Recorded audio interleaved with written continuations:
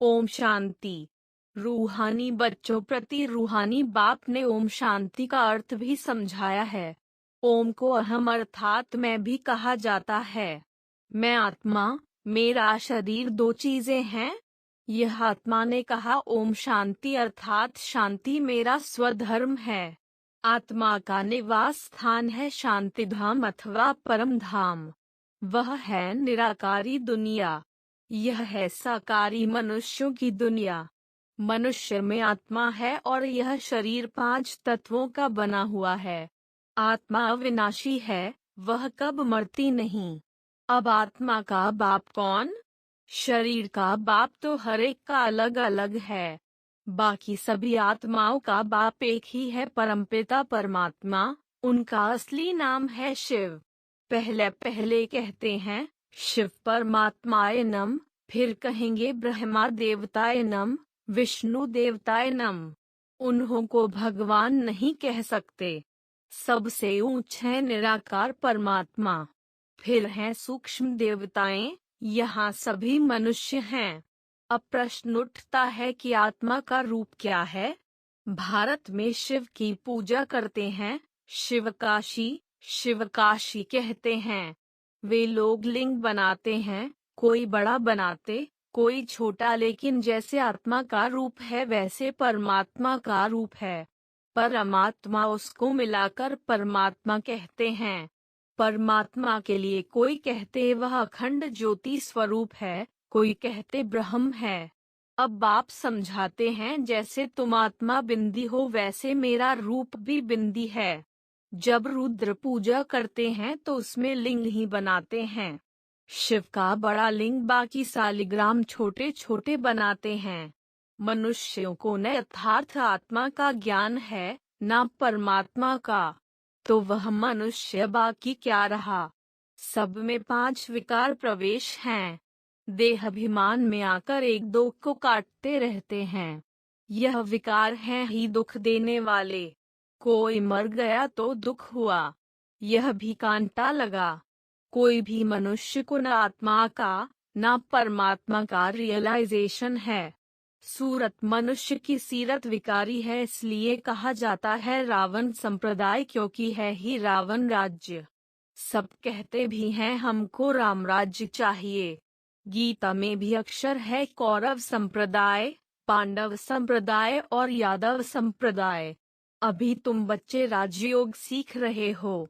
राजयोग श्री कृष्ण सिखला न सके, वह है सतयुग का प्रिंस। उनकी महिमा है सर्वगुण संपन्न। हर एक का कर्तव्य महिमा अलग अलग है। प्रेसिडेंट का कर्तव्य अलग, प्राइम मिनिस्टर का कर्तव्य अलग। अभी यह तो ऊंचे ते ऊंचा बेहद का बाप है। इनके कर्तव्य को भी मनुष्य ही जानेंगे, जानवर थोड़े ही जानेंगे। मनुष्य जब तमो प्रधान बन जाते हैं तो एक दो को गाली देते हैं। यह है ही पुरानी दुनिया कलियुग। इसको नर्क कहा जाता है, विशस वर्ल्ड कहा जाता है। सतयुग को वाइसलेस वर्ल्ड कहा जाता है।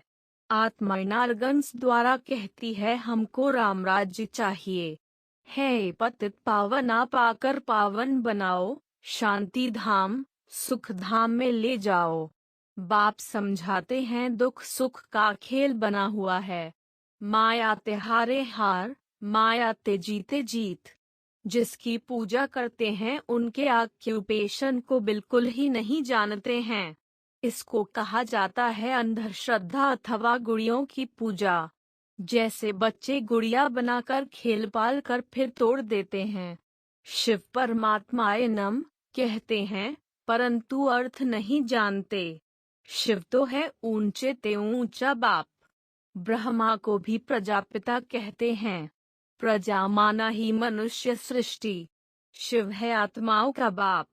सभी को 2 बाप हैं, परंतु सभी आत्माओं का बाप शिव है। उनको दुखहर्ता सुखकर्ता कहा जाता है, कल्याणकारी भी कहते हैं।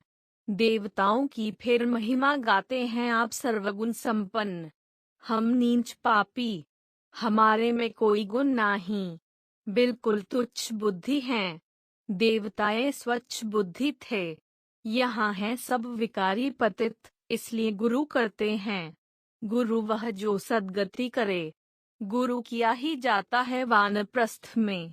कहते हैं हम भगवान के पास जाने चाहते हैं।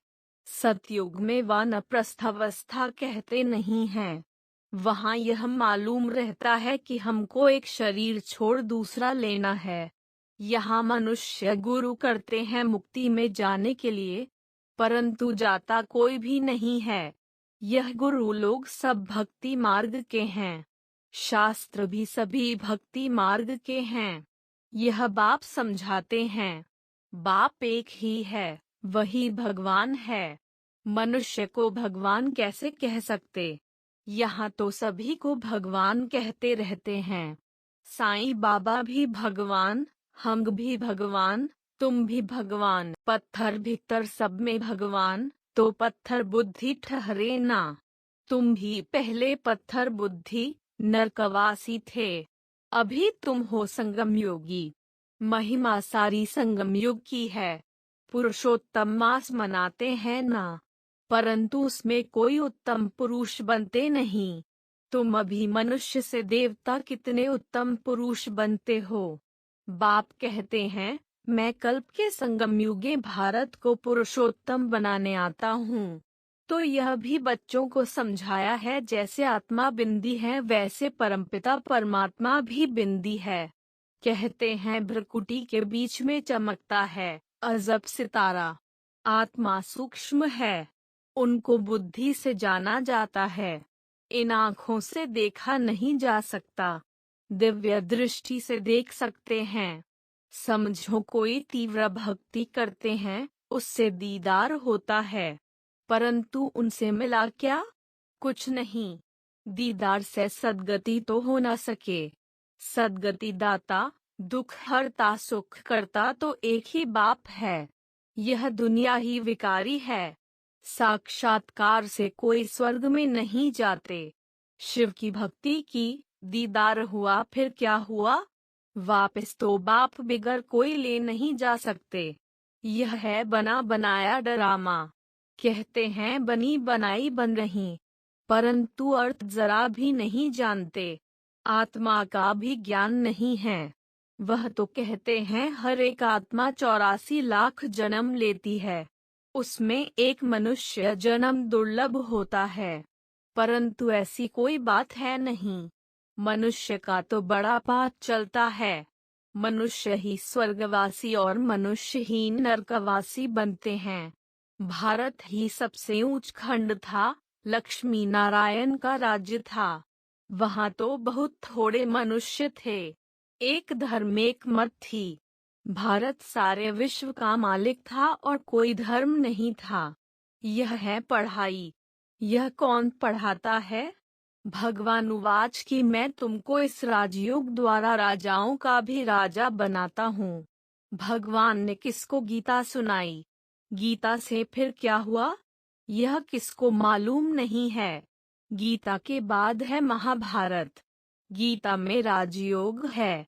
भगवान उवाच मामेकम याद करो तो तुम्हारे पाप भस्म होंगे। मनमना भव का अर्थ ही यह है कि बाप कहते हैं तुम जो सूर्यवंशी पूज्य थे, वह फिर पुजारी शूद्रवंशी बन गए हो। विराट रूप का अर्थ भी तुम बच्चे ही जानते हो। विराट रूप में जो दिखाते हैं उसमें ब्राह्मणों को गुम कर दिया है। ब्राह्मण तो बहुत गाए जाते हैं। प्रजापिता ब्रह्मा की संतान है ना। बाप ब्रह्मा द्वारा ही रचना रचते हैं, एडाप्ट करते हैं। अब तुम हो ऊंच ब्राह्मण, तुमको रचने वाला है ऊंचे ते ऊंचा भगवान, जो सबका बाप है। ब्रह्मा का भी वह बाप है, सारी रचना का वह बाप है। रचना हो गई सब ब्रदर्स।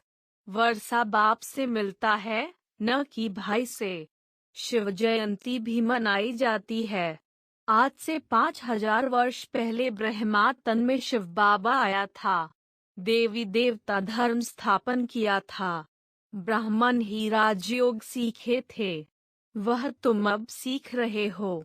भारत पहले शिवालय था।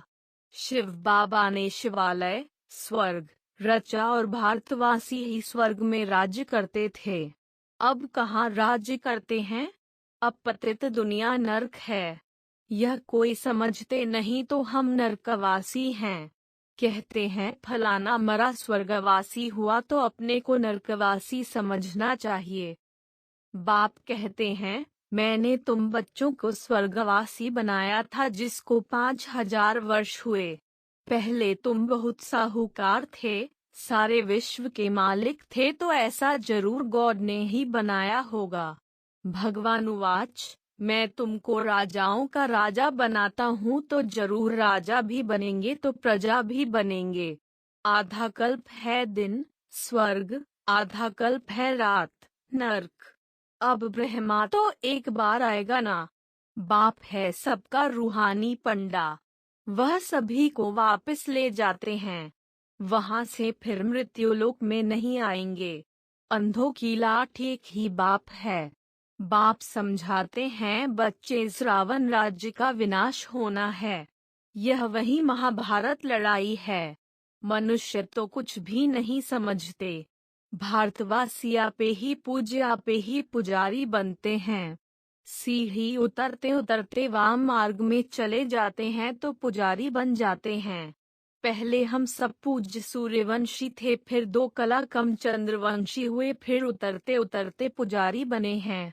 पहले पहले पूजा होती है शिव की, उसको अव्यभिचारी पूजा कहा जाता है। अब बाप कहते हैं एक निराकार बाप को याद करो और कोई भी देहधारी को याद नहीं करना है। बुलाते ही हैं कि हे पतित पावन आकर हमको पावन बनाओ, तो मेरे बिगर और कोई कैसे पावन बना सकते हैं। साधु सन्यासी ब्रह्म की साधना करते हैं। स्वर्ग में यह कोई भी होते नहीं।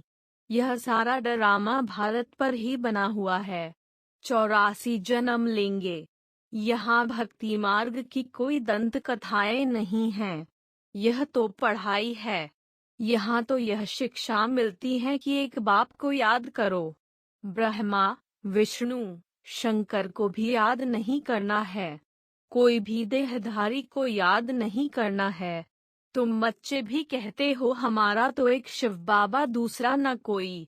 बाप भी कहते हैं बच्चे गृहस्थ व्यवहार में रहते कमल फूल समान पवित्र बनो। पतित पावन मुझे एक बाप को ही कहते हैं।